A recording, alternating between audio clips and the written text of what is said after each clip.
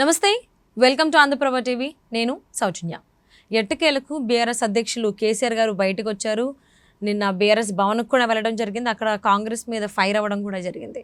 మరి దీన్ని బట్టి చూస్తే కేసీఆర్ గారు ఇంకా రంగప్రవేశం చేసినట్టు, అంటే రీఎంట్రీ ఇచ్చినట్టేనా రాజకీయాల్లోకి, లేకపోతే మళ్ళీ ఫామ్ హౌస్కి వెళ్ళిపోయి మళ్ళీ అక్కడే కామ్గా ఉంటారు? అసలు ఏంటి మరి అంశానికి సంబంధించి ఎన్నో విషయాలు మనకు తెలియచేయడానికి ఈరోజు మనతో పాటు ఉన్నారు senior journalist, Andhra Prabha editor YSR Sharma గారు ఉన్నారు. వారితో మాట్లాడదాం. నమస్తే అండి. నమస్తే అండి. సో నిన్న జరిగినటువంటిది, కేసీఆర్ గారు బయటికి రావడం, పాస్పోర్ట్ రెన్యువల్ చేయించుకోవడం, బీఆర్ఎస్ ఆఫీస్కి రావడం, అక్కడ కొన్ని మాట్లాడడం జరిగింది. సో దీన్ని బట్టి చూసుకున్నట్లయితే కేసీఆర్ గారు మళ్ళీ ఎన్నికల్లోకి వచ్చారు అంటే ఆయన ప్రజెన్స్ చూపించబోతున్నారు పాలిటిక్స్లో అని అనుకోవచ్చా? యాక్చువల్లీ బీఆర్ఎస్ 25 years అంటే టీఆర్ఎస్ యాక్చువల్లీ బేసికల్గా 2001 ఏప్రిల్ 27న ఆవిర్భవించింది. ఏమి టీఆర్ఎస్ పార్టీ అంటే 25 సంవత్సరంలోకి ఎంటర్ కాబోతుంది అనమాట రేపు ఏప్రిల్కి. ఆ సందర్భంగా సిల్వర్ జూబ్లీ వేడుకలు జరపాలనేది అకేషన్. ఆ అకేషన్ సందర్భంగా నిన్న బీఆర్ఎస్ పార్టీ విస్తృత స్థాయి సమావేశం పెట్టారు తెలంగాణ భవన్లో.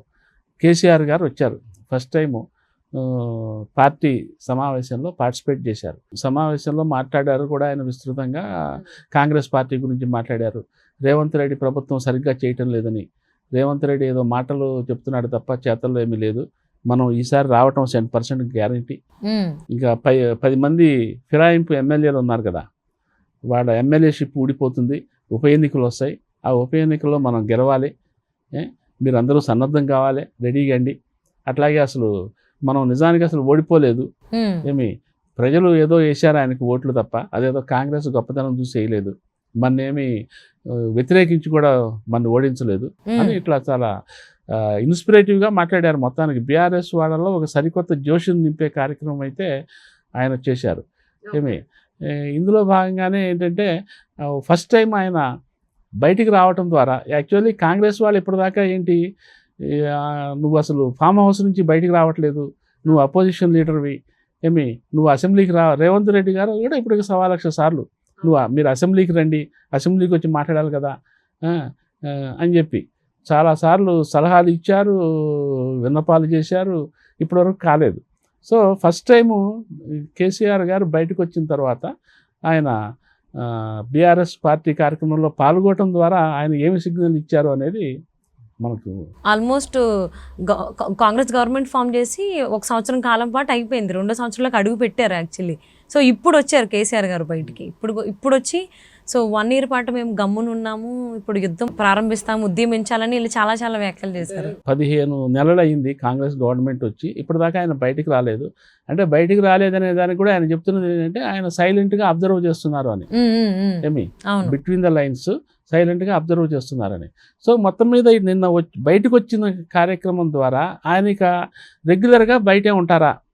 ఇప్పుడు ఇందాక మీరు అన్నట్టు మళ్ళీ ఇది అయిపోయింది, మళ్ళీ ఫామ్ హౌస్కి వెళ్ళిపోయి మళ్ళీ అక్కడే ఉంటారా, లేకపోతే రెగ్యులర్గా పార్టీ వ్యవహారాల్లో చురుగ్గా వ్యవహరిస్తారా? ఇక ముందు ప్రతి ఇష్యూకి సంబంధించి ఆయన రియాక్ట్ అవుతుంటారా? అసెంబ్లీ సమావేశాలకు వెళ్ళి ప్రభుత్వాన్ని నిలదీస్తారా అనేది ప్రశ్నలు. అవును, డెఫినెట్గా ఇప్పుడు ఆయన ఫైటింగ్ ఫోర్స్గా వచ్చారు కాబట్టి, ఫైటింగ్ ఫోర్స్గా ఉంటానని నిన్న అనౌన్స్ చేశారు కాబట్టి, డెఫినెట్గా ఒక అపోజిషన్ లీడర్గా ఆయన డే టు డే పొలిటికల్ యాక్టివిటీస్లో భాగస్వామ్యం కావాల్సిందే. అంటే ఫైటర్ కేసీఆర్ మళ్ళీ రీఎంట్రీ ఇచ్చినట్టే అంటారు. మళ్ళీ పెద్ద పులి మళ్ళీ పంజాబ్ విసరబోతున్నట్టుగా నిన్న ఆయన మాట్లాడారు. సో అదే కనుక పరిస్థితి అయితే డెఫినెట్గా ఆయన రెగ్యులర్గా ప్రజా జీవితంలో ప్రజాక్షేత్రంలో ఉండాల్సిందే.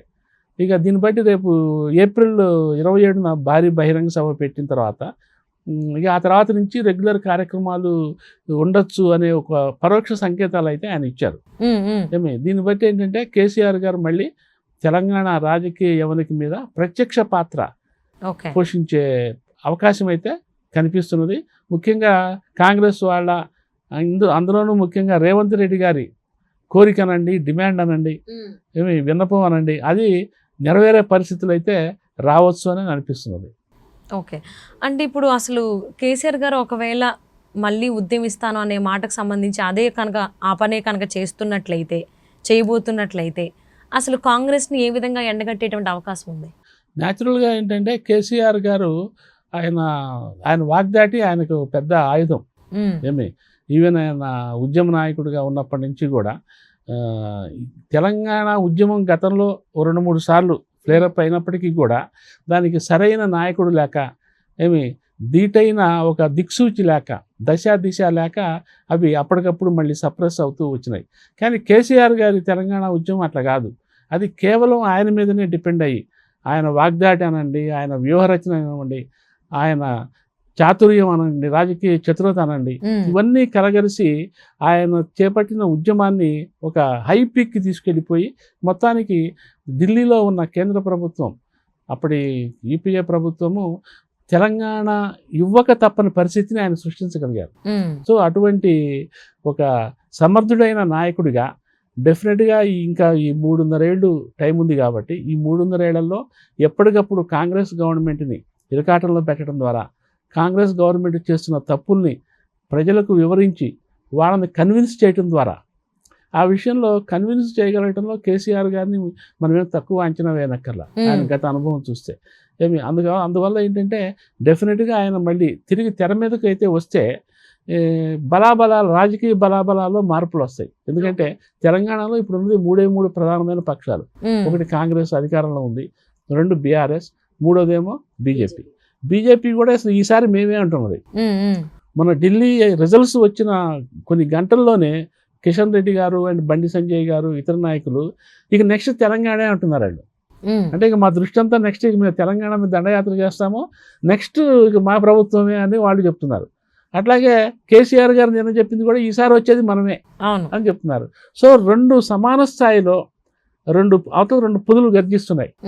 ఏమి ఈ నేపథ్యంలో ఏంటంటే కేసీఆర్ గారి కర్తవ్యము, ఆయన బాధ్యత, ఆయన బరువు ఎట్లా ఉంటుందంటే ఓ పక్క అధికారంలో ఉన్న రేవంత్ రెడ్డి గారిని నిలువరించాలి. రేవంత్ రెడ్డి గారు కూడా కేసీఆర్ గారితో సమానంగా వాగ్దాటి గల నాయకుడే. ఆయనతో ధీటుగా ఎటువంటి తెడ్డమని పోరాటం చేయగల ఆ చతురతతోనే, ఆ నైపుణ్యంతోనే, ఆ సమర్థతతోనే ఆయన అధికారంలోకి వచ్చాడు. అయితే బీఆర్ఎస్ 2 టర్మ్స్ 10 ఏళ్ల పాటు అధికారంలో ఉన్న బీఆర్ఎస్ని, అందులో కేసీఆర్ని కేవలం తన వాగ్దాటితో ప్రజల్ని మెప్పించి ఒప్పించి అధికారం చేపట్టగలిగారు. సో ఒక పక్క రేవంత్ రెడ్డి గారి స్ట్రాటజీలని ఎదుర్కోవాలి, వాటికి కౌంటర్ వేయాలి. రెండో వైపు బీజేపీ అంటే ఇక్కడ తెలంగాణ స్థాయిలో పెద్ద నాయకుడు లేకపోవచ్చు, ఒక రేవంత్ రెడ్డి స్థాయి, ఒక కేసీఆర్ గారి స్థాయి నాయకుడు లేకపోవచ్చు. కానీ కిషన్ రెడ్డి గారు ఉన్నారు, బండి సంజయ్ ఉన్నారు.